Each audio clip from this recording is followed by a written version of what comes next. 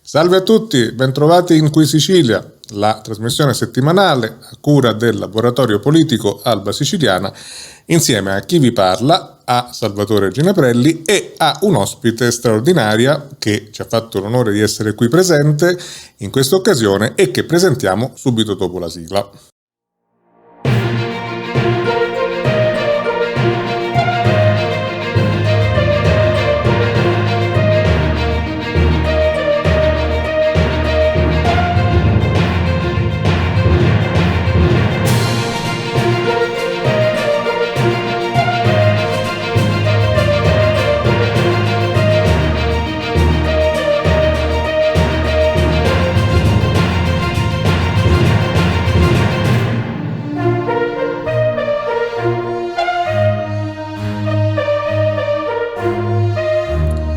Eccoci, dicevamo, Salvatore non ha bisogno di presentazioni, anche se la sua bandiera dietro di lui denota la specialità della puntata.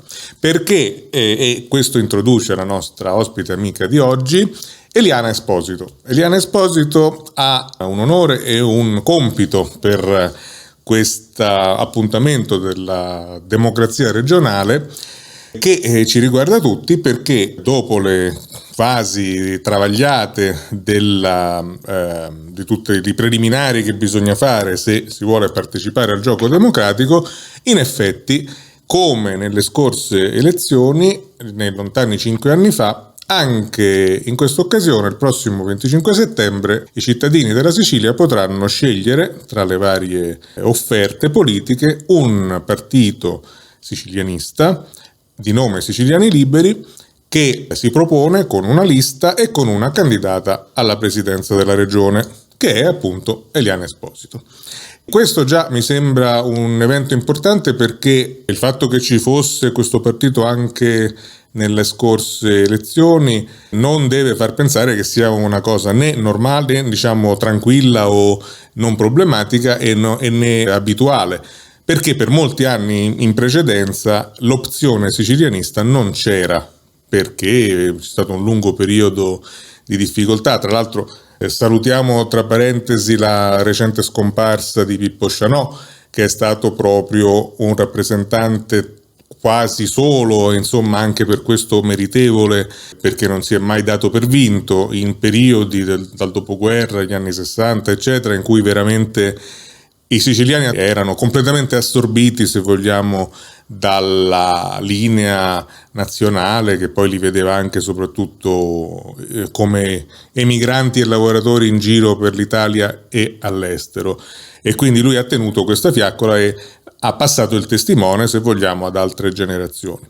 Ma a parte tutto ciò, prima di tutto vorrei sentire dalla nostra Eliana una prima cosa che non è tecnica, ma poi Salvatore ci penserà agli aspetti più legati al programma, eccetera.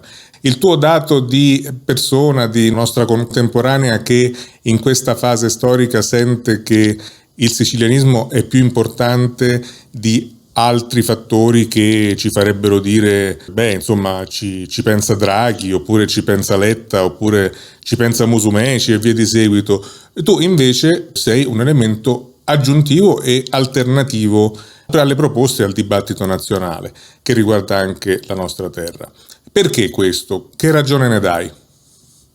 Diciamo che noi siamo l'unico partito veramente dissidente non solo dal regime globale mondiale, non solo dal regime Europa, ma anche dal regime Italia, perché anche quello è un vero e proprio regime nei nostri confronti. Soprattutto noi siamo una colonia interna di questo Stato, siamo sfruttati, però siamo additati come i ladri, come quelli brutti, quelli sporchi, quelli cattivi, e quindi da questo punto di vista fare parte di una colonia interna per certi versi è peggio, non in quello che subiamo, ecco, ma nel senso che mentalmente a volte chi vive in una colonia interna non sa di vivere in una colonia interna, e quando non si è coscienti delle catene che si portano, purtroppo non si sente neanche il bisogno di liberarsi.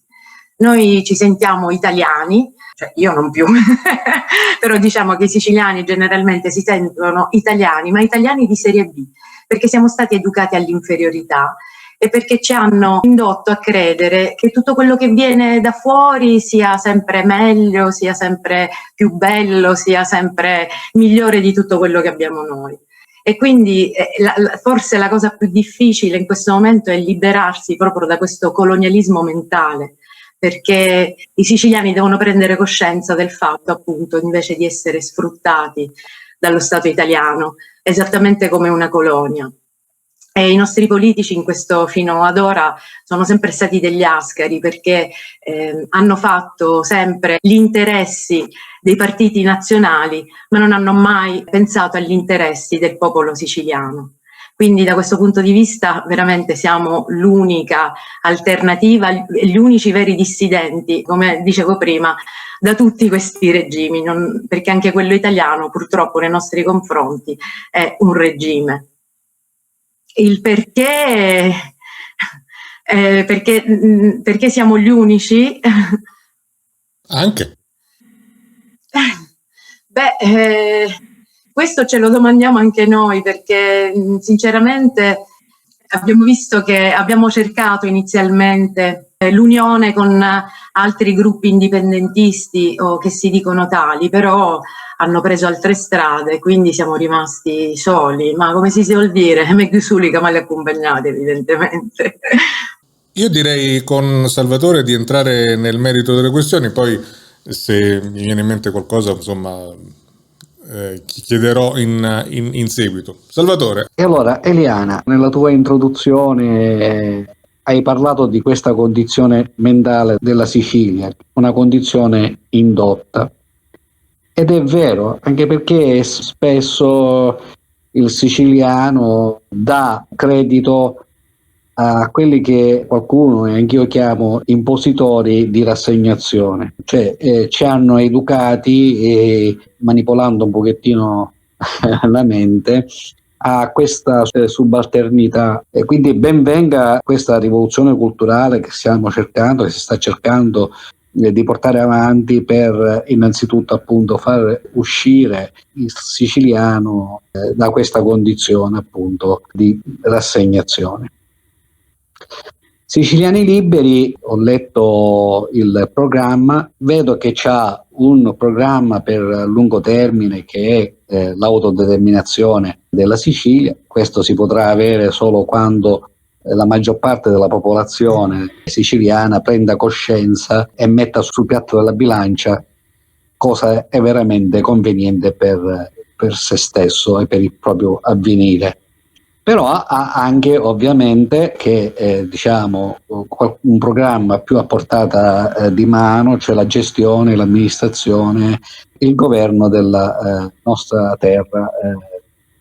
Io più di Sicilia parlerei di arcipelago siciliano, perché anche perché avendo vissuto per quasi 2 anni in una piccola isola, Pantelleria, anche se adesso sono 27 anni che sono andato via, però avendo vissuto la dimensione delle isole minori, ma io voglio dire minori per le dimensioni geografiche, però hanno la loro importanza perché hanno la loro cultura radicata e hanno anche bisogni particolari che bisogna attenzionare, e non è giusto che chi è destinato a prendere decisioni prenda queste decisioni con degli aridi numeri, cioè per esempio per la sanità la chiusura di un punto nascita eccetera eccetera, solo considerando diciamo i numeri di parti o i numeri di ricoveri eccetera.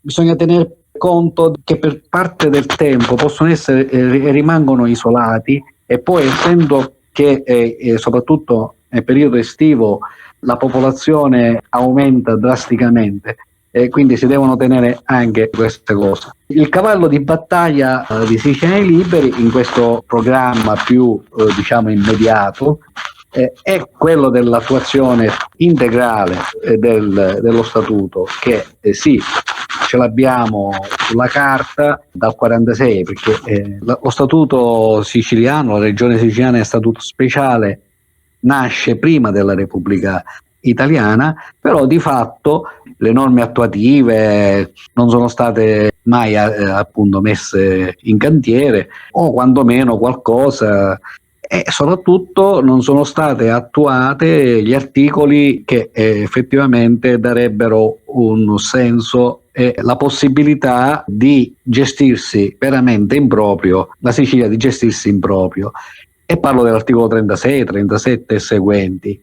Viene disatteso anche l'articolo che vede il presidente a quale lei si candida come la figura del presidente è anche figura paragonabile al ministro in tutte quelle circostanze in cui al governo centrale nazionale si debbano discutere questioni riguardanti la Sicilia, nonché anche l'articolo 22 che imporrebbe quando si parla di tariffe per i mezzi di trasporto, perché oggi è assurdo pagare 48 euro per traghettare, no? E quindi imporrebbe che o il presidente o un suo rappresentante prenda parte a queste decisioni. E Siciliani Liberi leggo che comunque sì, questo è l'obiettivo principale di attivare lo statuto, però è anche vero che essendo stato stilato 76 anni fa, c'è la necessità di attualizzare questo statuto e tirate fuori la ZES integrale,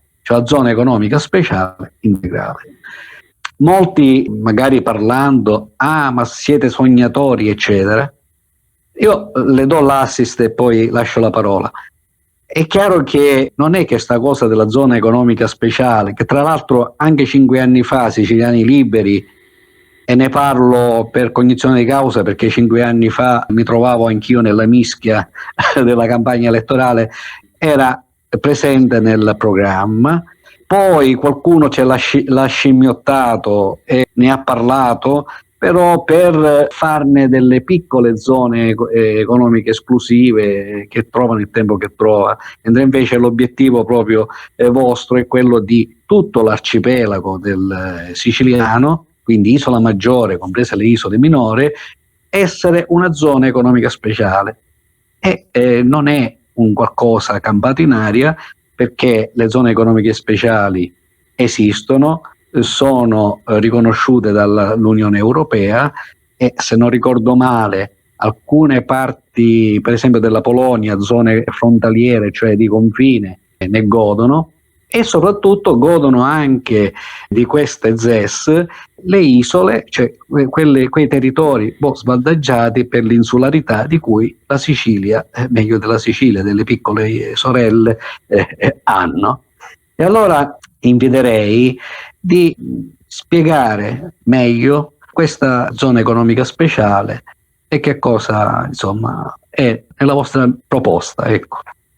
Innanzitutto, come dicevi anche tu poco fa, come accennavi poco fa, Siciliani Liberi diciamo che ha due obiettivi, uno a lungo termine e uno a breve termine. A lungo termine, come detto, è l'indipendenza, mentre a breve termine è l'attuazione piena dello statuto, quindi l'autonomia al massimo livello che possiamo avere. Come hai detto tu, tengo a specificare che non abbiamo intenzione di imporlo, anche perché sarebbe impossibile, ma appunto deve essere una rivoluzione culturale che poco alla volta porta ai siciliani, farà comprendere ai siciliani tutto quello che ci è stato tolto e quindi quanto guadagneremmo dall'essere indipendenti. E quindi siamo sicuri che attuando la prima parte del nostro programma poi saranno i siciliani stessi a pretendere l'attuazione della seconda parte del nostro programma, che è quello appunto della piena indipendenza. Per quanto riguarda la ZES, sì, è in perfetta linea con il nostro statuto ed è in perfetta linea, come ricordavi anche tu, con tutti i trattati europei che prevedono per le isole, per le regioni insulari, condizioni di maggiore favore. Ovviamente la nostra è zona economica speciale integrale, come hai detto anche tu, e quindi appunto da Stromboli a Lampedusa è tutta zona economica speciale. E in cosa consistono queste condizioni di maggiore favore? Diciamo che in qualche modo si può considerare la ZES un modo per arrivare al nostro statuto da un altro lato, visto che appunto, come ricordavi tu, non ce l'hanno mai fatto attuare per mancanza dei decreti, per attuativi, insomma non è mai stato attuato di fatto il nostro statuto. Diciamo che la ZES è un altro modo per avere quella piena autonomia. a cui tra l'altro abbiamo diritto. Allora, queste condizioni di maggiore favore sono la fiscalità di vantaggio, la territorializzazione delle imposte, la possibilità di avere una moneta complementare fiscale, ma anche la devoluzione amministrativa. Partendo proprio da quest'ultima, dalla devoluzione amministrativa, noi per esempio l'abbiamo prevista anche nel nostro statuto con l'articolo 20, perché tutte le funzioni devono passare dallo Stato alla Regione Siciliana. Da questo punto di vista noi siamo in qualche modo già quasi autonomi, perché dal punto di vista anche delle spese siamo già quasi completamente autonomi, perché sono poche le voci che rimangono ancora a carico dello Stato italiano. Quindi da questo punto di vista ci siamo quasi, però quello che non funziona è che appunto paghiamo noi ma comandano loro. E quindi anche da questo punto di vista, dicevo, sia la ZES che il nostro statuto coincidono, perché appunto l'articolo 20 prevede appunto la devoluzione amministrativa. Per quanto riguarda la territorializzazione delle imposte, noi ce l'abbiamo anche nel nostro statuto con l'articolo 37, che prevede che tutto il reddito prodotto da un impianto o uno stabilimento che si trova sul nostro territorio, anche se dovesse avere sede altrove, fuori dalla nostra isola, deve essere tassato dalla Regione Siciliana, cosa che questa non avviene. E questa cosa fa ancora più rabbia quando si pensa, per esempio, alle raffinerie del petrolio, no? Che sfruttano il nostro territorio, inquinano il suolo, inquinano l'aria, inquinano l'acqua, ammalano le persone, però poi devono pagare le tasse a Roma. Quindi questo già è una cosa gravissima, anche perché ricordo che noi abbiamo già quasi tutte le spese a carico nostro, quindi comunque dall'altro lato dobbiamo avere delle entrate, quindi abbiamo le uscite di una regione autonoma, ma non abbiamo le entrate che ci consentono di mantenere questa autonomia. Per quanto riguarda invece la fiscalità di vantaggio, è l'articolo 36 del nostro statuto, anche questo è perfettamente in linea con il nostro statuto, e riguarda la possibilità di fare una manovra esattamente come uno Stato. La Sicilia, i siciliani magari questo non lo sanno, ma la Sicilia avrebbe la possibilità di fare una manovra fiscale esattamente come uno Stato e quindi decidere anche il costo della benzina, le accise, decidere anche l'IVA. Nel nostro programma, per esempio, l'IVA è prevista al 10% e quindi questa cosa, anche questa non è mai stata attuata. E l'altra è la possibilità anche di avere una moneta complementare. Il tipo di moneta che proponiamo noi complementare è una moneta fiscale che ci consentirebbe di pagare le tasse. Sono dei titoli emessi dalla regione che servirebbero a pagare le tasse, i tributi. Noi sappiamo che il problema delle monete complementari è la loro accettabilità, però è chiaro che se una moneta, un titolo è emesso dalla regione siciliana e ti dà la possibilità di pagare le imposte, i tributi, un commerciante che ogni mese deve pagare l'IVA, è chiaro che l'accetterà, e una volta che l'accettano i commercianti sarà accettata da tutti. Ovviamente si tratta sempre di una moneta che uno è libero di accettare oppure no, uno può anche dire no, io preferisco essere pagato in euro, però questo strumento darebbe veramente una boccata d'ossigeno a tutte le imprese, alle piccole e medie imprese e a tutti i commercianti, a tutti quanti noi, e quindi non ci sarebbe motivo per non accettarla. Anche perché poi è una moneta così, studiata così, non è una moneta che crea debito e quindi non va a intaccare, diciamo, quelli che sono gli obblighi internazionali e gli obblighi con l'Unione Europea. Tra l'altro anche questo è previsto nel nostro statuto, è l'articolo 41 che dà appunto la possibilità alla Regione Siciliana di fare monete. Sì. Esattamente. Sì, e tra l'altro a proposito di moneta complementare ce ne sono esempi anche in varie parti del mondo e non ultima mi sembra il Sardex in Sardegna, anche con diciamo presupposti diversi.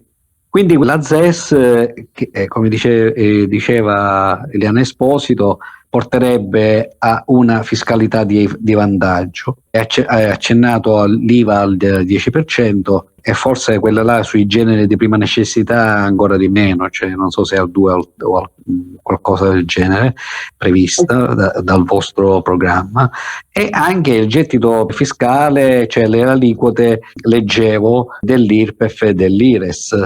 Così faccio una considerazione, mi viene da fare su questa cosa. Con la ZES si abbassa il gettito fiscale, perché se si abbassano le aliquote diminuisce il gettito fiscale. Però è anche vero che con la ZES si rende appetibile a investitori magari fuori dall'arcipelago siciliano ad investire appunto lì e quindi creare posti di lavoro, reddito. E quindi allo stesso tempo, cioè aumentando il PIL, si riesce anche, ed è abbassando le aliquote delle tasse, si riesce comunque ad avere lo stesso gettito, però con una cosa in più. Si abbassano le tasse e quindi rimangono disponibilità, soldini alle imprese, alle famiglie, e allo stesso tempo attirando investitori o favorendo l'insediamento di attività produttive, quindi si crea anche lavoro. Cioè, questa è una cosa che mi viene da anche perché, parliamoci chiaramente, se l'obiettivo ultimo è l'autodeterminazione, è chiaro che non si può andare avanti con un PIL, un prodotto interno lordo di 80-90 miliardi, ma si deve arrivare quantomeno a quello della Lombardia, diciamo come PIL. Ora, legandomi qua con ZES, imprenditori che potrebbero investire e quindi creare lavoro, e questo è un altro tema, è un altro problema che ha la Sicilia, cioè la fame di lavoro. Non è nel vostro programma, quindi è come la vedreste voi eventualmente. La Sicilia la regione siciliana ha degli strumenti che sono i centri per l'impiego, però di fatto servono soltanto per l'agevolazione solo per chi sta seduto lì negli uffici, è uno stipendificio e basta. Poi materialmente uno si va a iscrivere e segnalare, ma rimane lì in elenchi che non trovano sbocchi, lavorativi così. Nel caso in cui Siciliani Liberi potessero avere la possibilità di governare e quindi gestire la Sicilia, il suo arcipelago, avete in mente o c'è la volontà di ridisegnare, ristrutturare di nuovo questi centri per l'impiego in modo che diventino veramente punto d'incontro fra domanda e offerta lavorativa, ovviamente, magari coinvolgendo camere di commercio, ordini, collegi professionali, le associazioni imprenditoriali e anche la formazione che poi sarebbe da rivedere un pochettino anche qui in Sicilia. La domanda è questa: avete un progetto così? C'è qualcosa che eventualmente può... Sì, su questo argomento Francesca Briganti, che è la coordinatrice dell'Associazione Le Partite IVA in Sicilia, nell'estate 2020 ha fatto una bellissima proposta che l'ha presentata tra l'altro all'assessore Armao. Questa proposta non è stata neanche presa in considerazione. Noi invece ci impegniamo non solo a prenderla in considerazione, ma proprio ad attuarla, perché la riteniamo una proposta intelligentissima e veramente efficace, efficiente. Quindi appunto, come dicevi tu, considerando che oggi i centri dell'impiego svolgono per lo più lavoro burocratico e quindi non svolgono la funzione principale per la quale nascono, che cioè quella di raccordare la domanda e l'offerta di lavoro, il cosiddetto mismatching, la proposta è questa, quella di creare un protocollo d'intesa tra union, camere, assessorato del lavoro e centri dell'impiego. Questo perché? Perché union camere In pratica, attraverso un sistema operativo che si chiama Excelsior, che è messo a disposizione dal Ministero del Lavoro, fa sempre delle indagini trimestrali per conoscere i fabbisogni occupazionali di tutte le aziende dell'isola. Ora, solo che in pratica che cosa succede?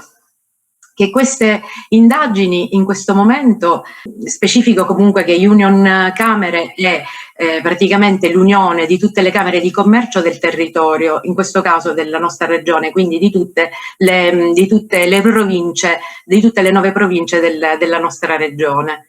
Che cosa succede? Che al momento queste indagini sono coperte da privacy, quindi noi sappiamo in tempo, con circa 2-3 mesi di anticipo, quali sono i fabbisogni occupazionali delle aziende, quindi sappiamo per esempio che a ottobre, novembre in Sicilia ci sarà bisogno di tot pizzaioli, tot manutentori, tot imbianchini. Però poi di fatto, essendo appunto coperti questi sondaggi da privacy, non sappiamo quali sono queste aziende e dove si trovano. E quindi con un protocollo d'intesa tra appunto Union Camere, Assessorato del Lavoro e i nostri centri di impiego, si può effettivamente trovare, far emergere tutta questa richiesta e riuscire a raccordare l'offerta con la domanda di lavoro. E questo qui, come dicevi anche tu, sarebbe importantissimo anche per quanto riguarda la formazione, perché queste indagini ci danno anche un trend, formativo, quindi perché dalla richiesta delle aziende capiamo anche, è possibile capire anche che tipo di lavoratori serve formare. E tra l'altro si può anche pensare anche un'altra cosa, che se per esempio io sono un idraulico, ma in questo periodo non c'è il lavoro per me, non c'è più lavoro perché non lo so, è molto inflazionato, ce ne sono tantissimi idraulici e quindi le aziende non ne cercano più. E allora se io per essere immesso nuovamente nel mondo del lavoro, in questo caso anche la formazione è importantissima, perché si può formare, guarda, in questo momento non ci servono gli idraulici ma ci servono gli elettricisti, quindi attraverso questi corsi di formazione si potrebbe anche rimettere nuovamente nel mondo del lavoro le persone che per esempio in quel momento non trovano impiego, e in questa maniera noi potremmo anche recuperare tutti gli operatori storici della formazione professionale, che sono stati trattati malissimo sia dal governo lombardo, sia dal governo Crocetta e poi anche dal governo Musumeci, che praticamente li ha sedotti e abbandonati, perché prima ha fatto delle promesse e poi non solo non le ha mantenute, ma addirittura ha abrogato la legge storica 24 del 76, che era proprio quello della formazione professionale, e poi ha disatteso anche tutte le altre leggi, compresa l'ultima, quella numero 9 del 2020, che era stata fatta proprio nel periodo di crisi maggiore con il Covid, proprio per aiutarli, dove prevedevano dei corsi di riqualificazione e di aggiornamento per poi rimetterli nuovamente per dargli un impiego occupazionale. E invece questa cosa qua finisce prima, praticamente. Si fanno la prima parte, li riqualificano per poi non avere nessuno sbocco. Quindi attraverso questa proposta effettivamente si ha la possibilità di accordare tutto e di recuperare anche questa fetta importantissima di lavoratori. Stiamo parlando, prima erano 10.000, ora stiamo parlando di 5.000 lavoratori, sono 5.000 famiglie. Quindi riteniamo che veramente questa proposta sia efficientissima e che aspetta solo di essere messa in pratica. Ci domandiamo perché non l'abbia fatto l'assessore Armao. Mi faceva piacere appunto che un candidato alla presidenza della regione siciliana esprimesse il proprio parere su questo argomento, che è di notevole importanza proprio per cominciare a iniziare a far venire meno la fame di lavoro in Sicilia.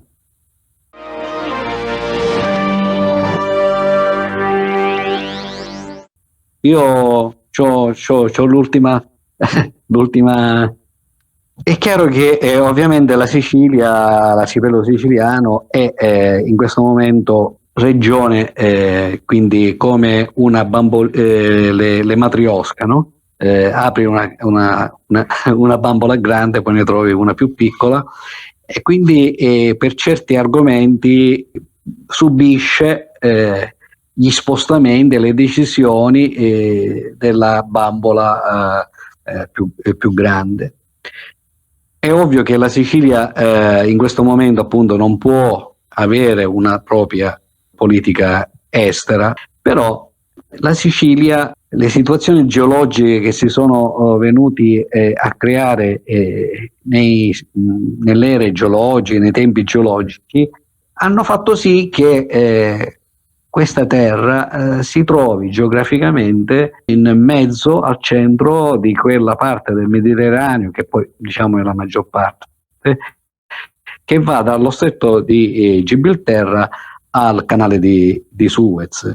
Quindi è chiaro che su questo tratto di mare si svolge la maggior parte del commercio, cioè del traffico commerciale marino, eccetera. Però diciamo la Sicilia è prettamente mediterraneo, cioè l'elemento vitale della Sicilia è il Mediterraneo che la abbraccia da ogni parte. Questa posizione che appunto, come dicevo, le vicende geologiche l'hanno favorita in qualche modo, sia dal punto di vista geografico, dal punto di vista geopolitico, geostrategico, è stata ed è come se fosse un ponte, un doppio ponte. Io la paragonerei come un nodo ferroviario tra la parte orientale del Mediterraneo, quindi la Grecia, la Turchia, e la parte occidentale, la Spagna, sia con i greci che con la Spagna. Per vicende storiche siamo venuti a contatto. È anche vero che c'è anche un ponte tra quello che è il meridione, la sponda meridionale del Mediterraneo, e quindi il Nord Africa, in termini geopolitici, diciamo l'area del MENA, cioè quindi vicino Oriente, Nord Africa, è quello che è la vera e propria Europa, quindi che andando poi con il Mar Tirreno, eccetera, portando ai porti del Genova, Trieste, eccetera, la mette in contatto con quella che il Limes chiama la Mitteleuropa a trazione germanica. Ma senza entrare nello specifico di questioni geopolitiche. Ora, in vista del progetto più a lungo respiro, però nel nostro piccolo, questa è una mia idea, però la volevo buttare lì e sapere come la vedi e come potrebbe vederla Siciliani Liberi. E la costituzione di un polo scientifico di ricerca del Mediterraneo, facendo leva sugli atenei dell'isola, con le sinergie, e anche collaborando con gli atenei che si affacciano sulle sponde dello stesso mare che noi viviamo. Come vedreste una cosa del genere? È una cosa fattibile? Anche perché io la legherei anche alla ZES. Se la ZES dal punto di vista fiscale rende appetibile l'insediamento di investitori esteri, eccetera, questi stessi investitori avrebbero un motivo in più sapendo che in quel territorio possono contare su un polo di ricerca che gli può dare, diciamo, sostegno anche dal punto di vista scientifico, ma un polo di ricerca del Mediterraneo, sì, dal punto di vista scientifico, quindi andrei dalla medicina alla fisica, ma anche dal punto di vista umanistico, per ricerche, per valorizzare, per esempio la biologia marina, per salvaguardare il Mediterraneo e altro. Come la vedreste una cosa del genere? È fattibile? Potreste fare vostra una proposta del genere? E poi finisco. Ah, una proposta del genere è bellissima. Innanzitutto a noi ci piacerebbe tantissimo, perché ovviamente per noi indipendentisti tutto quello che può arricchire la Sicilia, non solo dal punto di vista economico, ma anche dal punto di vista culturale, dal punto di vista della ricerca. Ben venga, con noi da questo punto di vista sfondi solo portoni aperti già, quindi assolutamente sì. Sulla fattibilità anche io lo ritengo possibile, perché con tutto quello che lo Stato italiano ruba alla regione siciliana e con tutto quello che attraverso appunto la zona economica speciale si potrebbe fare anche il fatto di attirare investitori, io penso che ci possano essere anche dal punto di vista economico le risorse per poterlo fare. La prima cosa che però dovremmo fare, appena se dovessimo essere eletti, la prima cosa che però bisognerebbe fare è quella di fare subito un'agenzia delle entrate, in modo tale da poterci permettere, perché altrimenti se non si parte da quella, oltre a riaprire i contenziosi con lo Stato italiano. Quindi queste sono le prime due cose. Una volta trovate le risorse, una cosa del genere secondo me sarebbe veramente bellissima. Quindi la proposta accolta, assolutamente accolta. Per dirla senza soldi non si canta missa, in poche parole. Appunto. Però ci sarebbe anche un articolo del nostro statuto che mi pare che già la Sicilia, per quanto riguarda l'istruzione, forse in maniera che contribuisce con la politica dello Stato, cioè però potrebbe avere voce in capitolo anche su certe scelte dell'istruzione, della ricerca, credo. Mi fa piacere che l'idea non è così malsana. La sposiamo subito.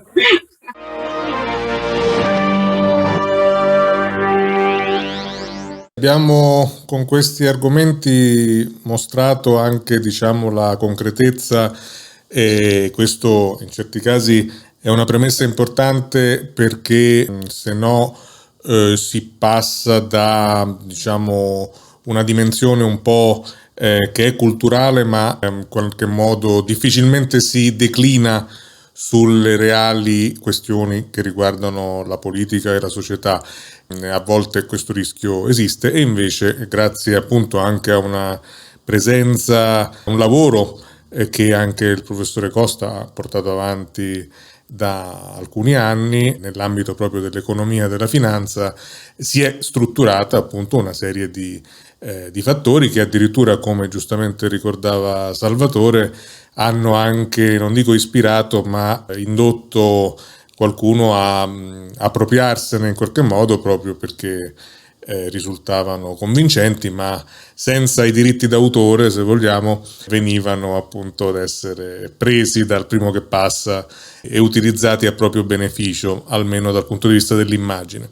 E tutto ciò appunto credo che abbia permesso a chi ci ascolta di precisare meglio cosa c'è all'interno di un simbolo, di una denominazione, salvo poi appunto tutte le cose di cui non abbiamo parlato oggi, ma chi segue questo canale YouTube ben sa, e che in tutte le forme, in tutte le salse, diciamo, soprattutto grazie anche alla rievocazione di momenti, di eventi della storia della Sicilia, insomma anche contemporanea, fa parte di ciò che si chiama identità di un popolo. Insomma, ogni popolo ha la sua e si compone di tutto un patrimonio che non siamo, appunto, per fortuna non abbiamo il bisogno di richiamare oggi, ma raccomandiamo a chi ci ascolta e volesse approfondire quegli aspetti ad andarsi a vedere qualche altro video.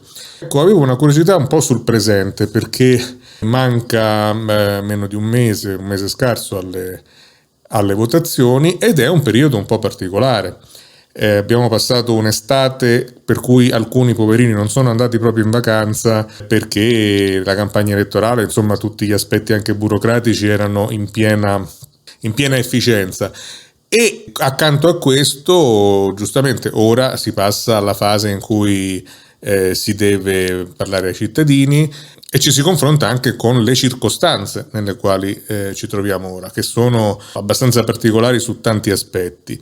Ma andiamo alla dimensione proprio della vita quotidiana, se vogliamo, e delle problematiche della maggioranza. Si sta parlando molto in questi giorni del caro bollette, queste bollette che per i privati sono un problema, per le attività che hanno ovviamente consumi maggiori perché usano l'energia per lavorare è un problema ancora più forte e che sta impattando su poi qualcosa che si ricollega agli altri aspetti, ossia magari per un'attività di ristorazione poi sui prezzi del menù, che possono essere adeguati fino a un certo punto alle esigenze di pagare le bollette perché i clienti devono poterselo permettere, altrimenti si perde completamente la presenza sul mercato.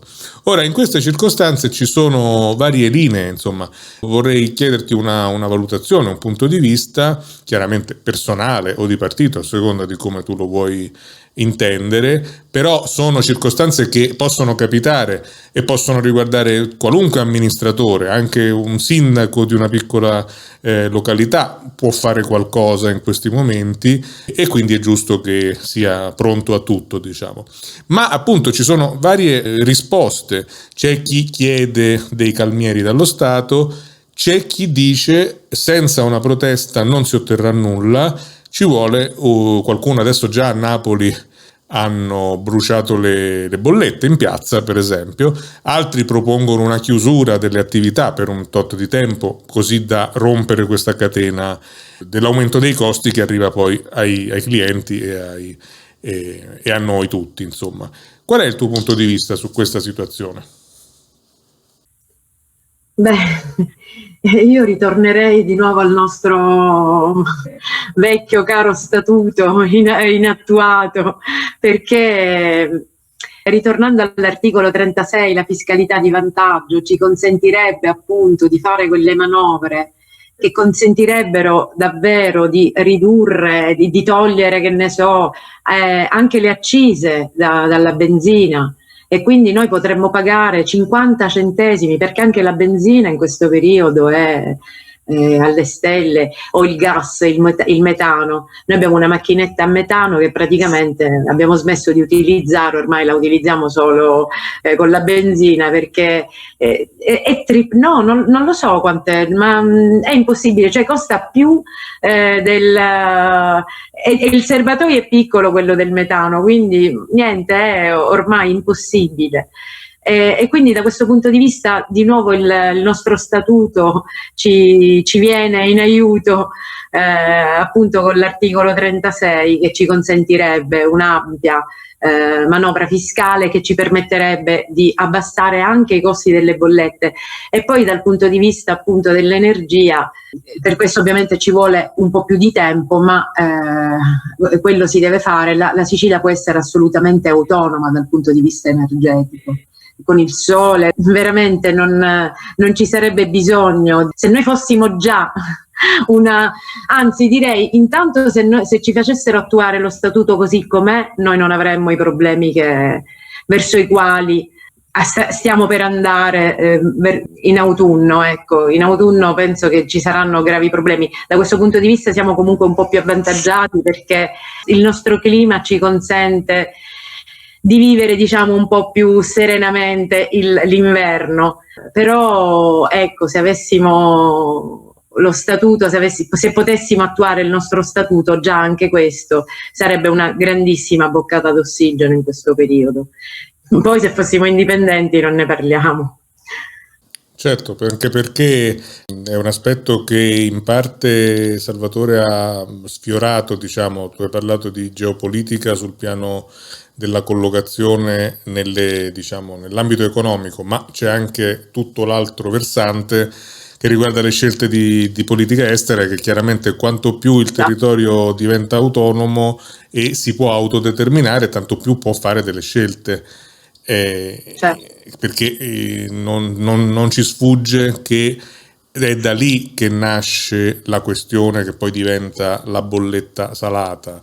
E Certo. in questo quadro il dibattito nazionale, insomma quello che noi sentiamo, pecca di una unilateralità, perché propone soluzioni. Tra l'altro stiamo sentendo di tutto, insomma, fate la cena a lume di candela, insomma, calatevi dal balcone con una carrucola invece di usare l'ascensore. C'è un ritorno all'età della pietra sostanzialmente, che a parte che in certe situazioni diventa anche particolarmente dannoso, perché vorrei sapere un ospedale se deve fare operazioni e cose, che fa? Fa le operazioni a lume di candela, cioè è un'assurdità, è un anacronismo, ma non sappiamo nemmeno, rispetto alla società in cui ci troviamo, che comunque è una società di consumi, questa restrizione che effetti collaterali può avere.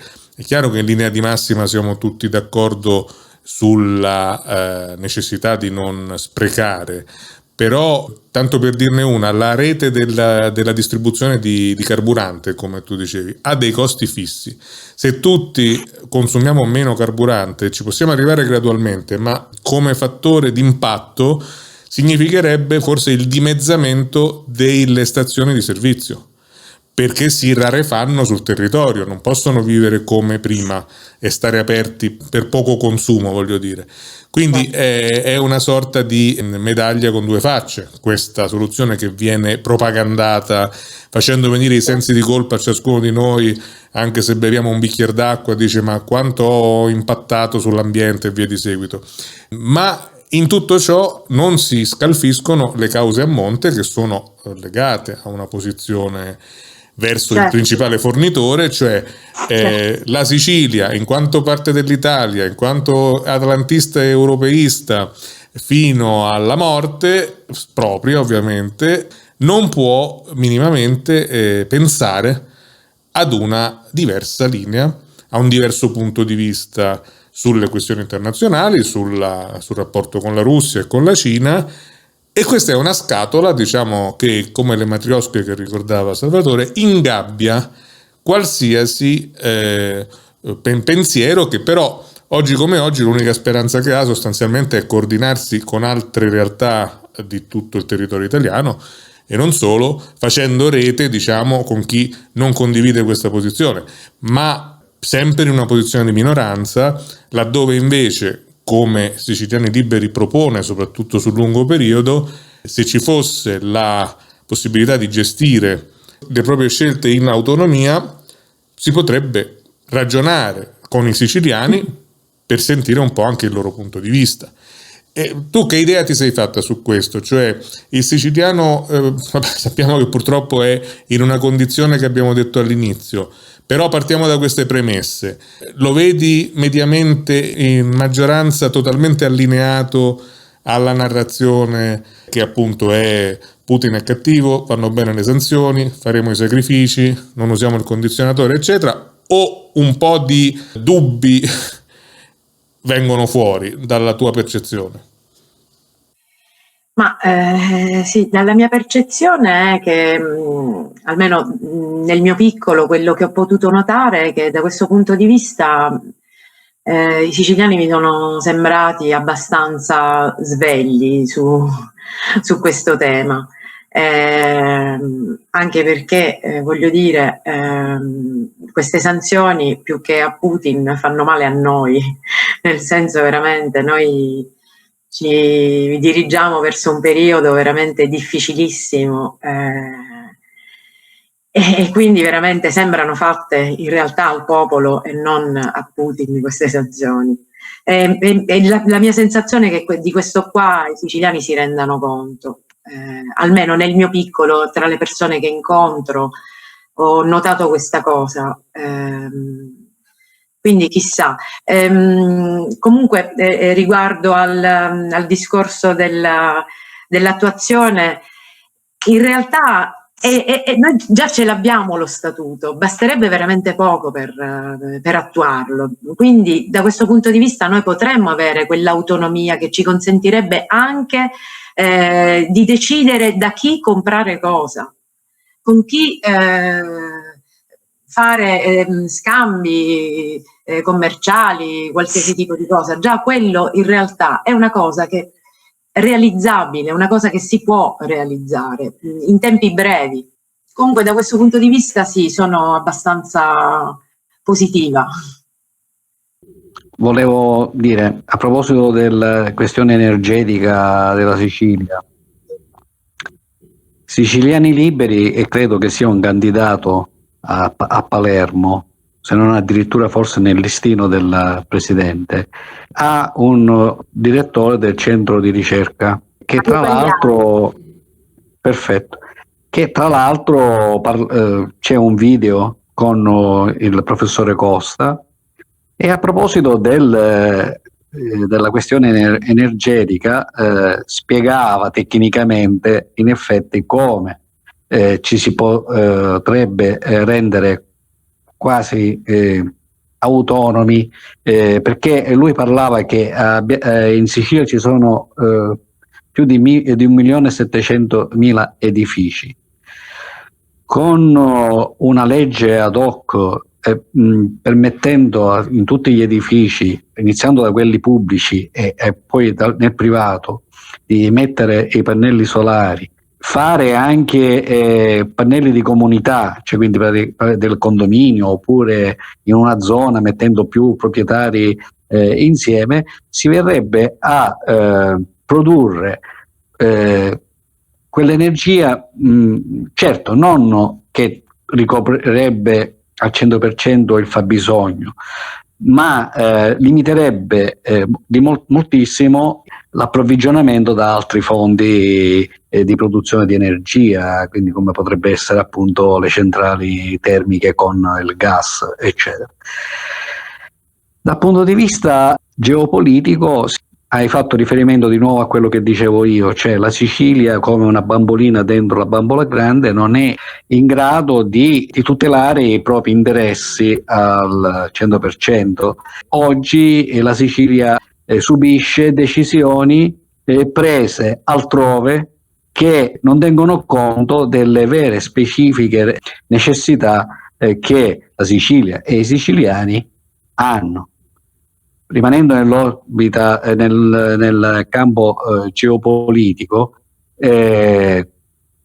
come dicevo, la Sicilia, che il suo elemento vitale è il mare, il Mediterraneo, la cosa più urgente, una delle cose più urgenti a livello internazionale è prendere veramente contatti con i paesi trasfrontalieri e definire una volta per tutte le zone economiche esclusive, cioè dove io posso fare le mie attività produttive e economiche, e dove io non posso sfiorare, in modo che non assistiamo ancora al fatto che i pescatori siciliani, il peschereccio viene mitragliato, viene sequestrato, eccetera. Questo lo può fare solo uno Stato, cioè chi prende coscienza veramente degli interessi nazionali.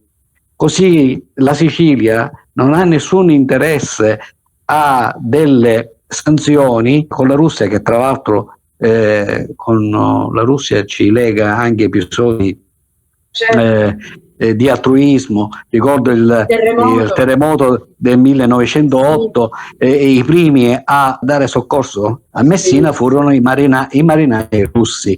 Ma al di là di questo, c'è storicamente i vagoni di agrumi siciliani partivano dal porto di Catania e andavano in Russia. Gli interessi della Sicilia quali sono? Mantenere certi commerci, perché altrimenti è chiaro che ne soffriamo, così come le sanzioni determinano una sofferenza alle industrie del nord-est della penisola italica.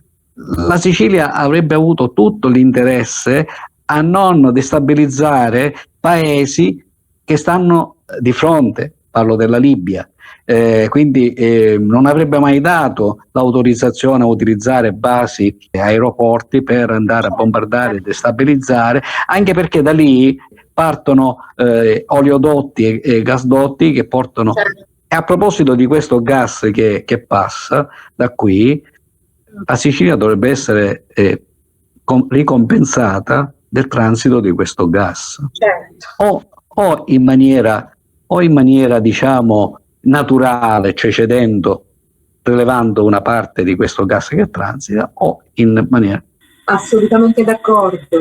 In conclusione volevo solo trarre uno spunto da un rimprovero che ha dichiarato pubblicamente il candidato del terzo polo, Azione Italia Viva, già vicepresidente, Armao, che Gaetano Armao si lamenta del fatto che in questa campagna elettorale, in questo dibattito, non si parla di lotta alla mafia.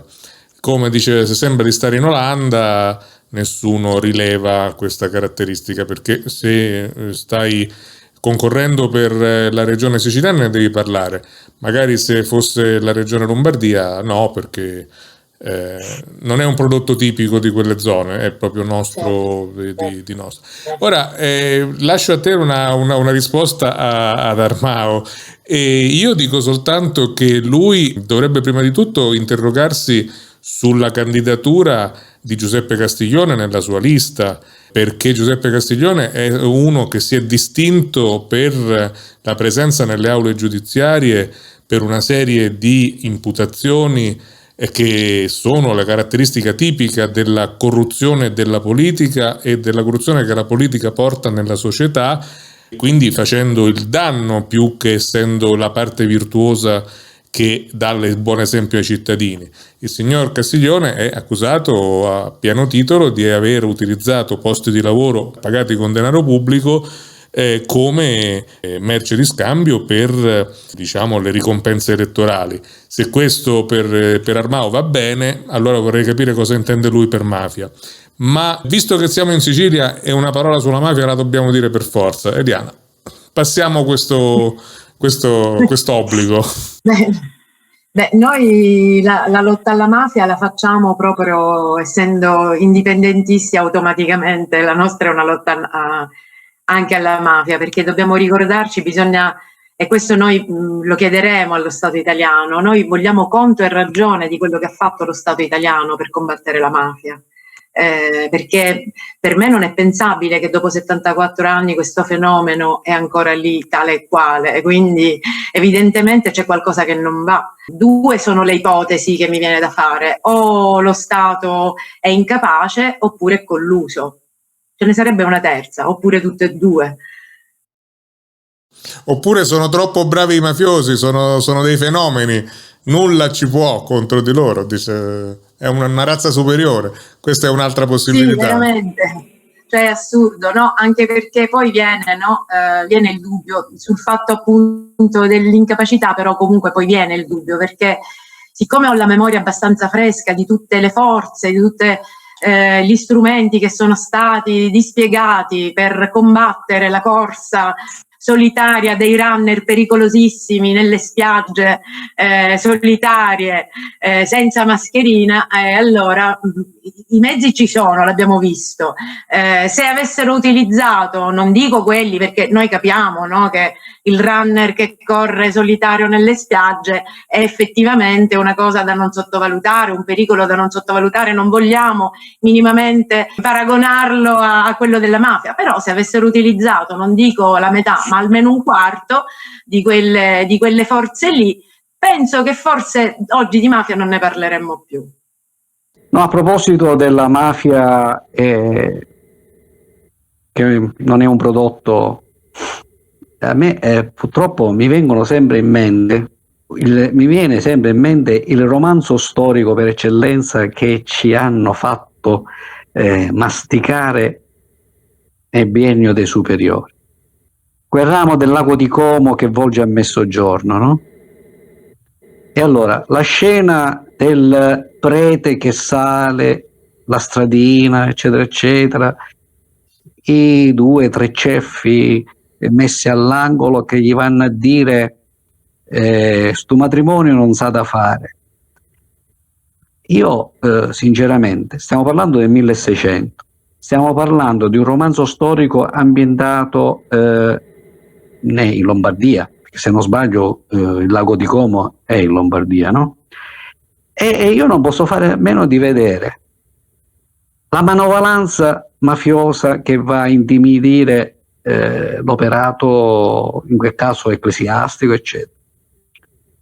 Un Don Rodrigo che è un capomandamento dove va a dare disposizioni, e poi si parla dell'innominato a cupola. Allora io dico una cosa: se nel 1600 un romanzo storico mi fa un excursus di questo potere, no? Io mi dico e mi chiedo, ma siamo sicuri che sia un prodotto siciliano? Io non voglio negare che non ci sia la mafia, per carità, però la provenienza. Siamo sicuri? Cioè, io questo qua vorrei che proprio se ne parlasse e si portasse le persone a percepire questo. Tra l'altro, non voglio negare la presenza di una criminalità organizzata, per carità, che si deve combattere, perché è presupposta allo sviluppo sano. Purtroppo noi piangiamo le conseguenze della seconda guerra mondiale e di quello che i liberatori americani sono venuti a portarci.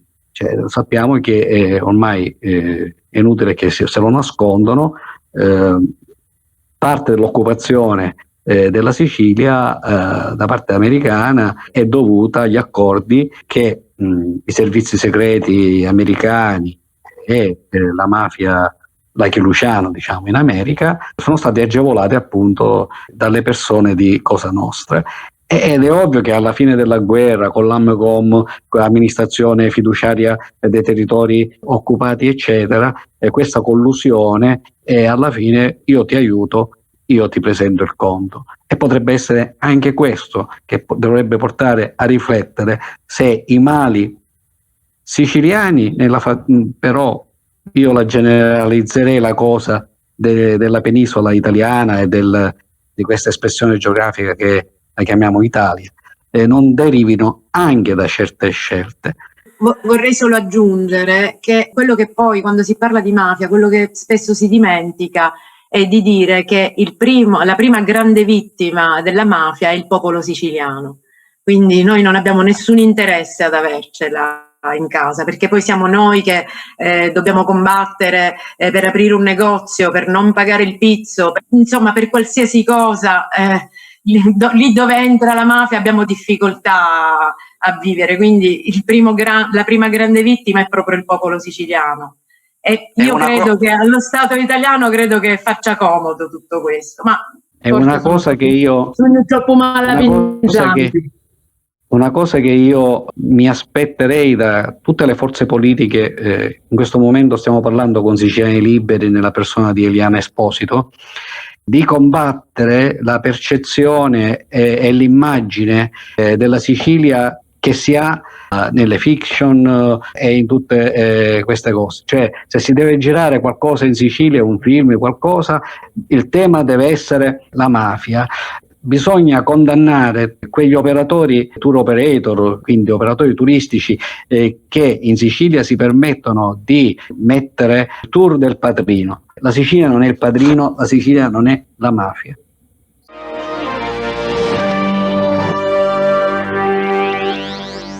Bene, noi terminiamo qui questo spazio di approfondimento che ha avuto l'eccezionale presenza di una candidata alla presidenza che ringraziamo per la disponibilità e ci auguriamo che il nostro pubblico abbia gradito questa innovazione. Vedremo gli sviluppi, insomma ancora la campagna elettorale è lunga, può darsi pure che ci rivediamo, ma nel frattempo ti facciamo un grande in bocca al lupo per la campagna elettorale, per i tuoi appuntamenti.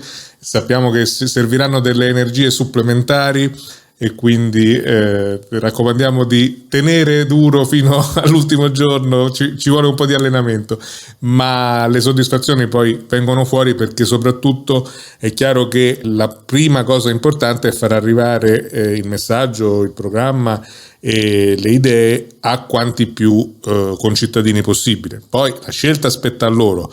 Ma se purtroppo in certi casi c'è una disparità di accesso al pubblico, è chiaro che insomma viene a mancare un'opportunità, se vogliamo, e noi siamo qui appunto proprio per fare il nostro piccolo nella comunicazione, che per fortuna ha tanti mezzi oggi come oggi. E voi candidati di questa elezione siete più fortunati dei precedenti, che eravamo anche Salvatore ed io per esempio, a nostra volta più fortunati di quelli prima ancora, che si muovevano in un'era, diciamo, in cui internet ancora era poco diffusa. Oggi uno smartphone è in ogni tasca e quindi Eliana Esposito può arrivare a parlare a tutti i 4 milioni, quanti sono, di aventi diritto al voto, forse anche di più, che a quel punto non potranno dire ma che c'era anche Siciliani Liberi, non lo sapevo. No, lo sapevi, e poi se non lo voti sono affari tuoi, diciamo. Ci ho detto, salutiamo la nostra ospite, ci diamo appuntamento alla prossima settimana. Arrivederci a tutti. Grazie. Auguri. Grazie.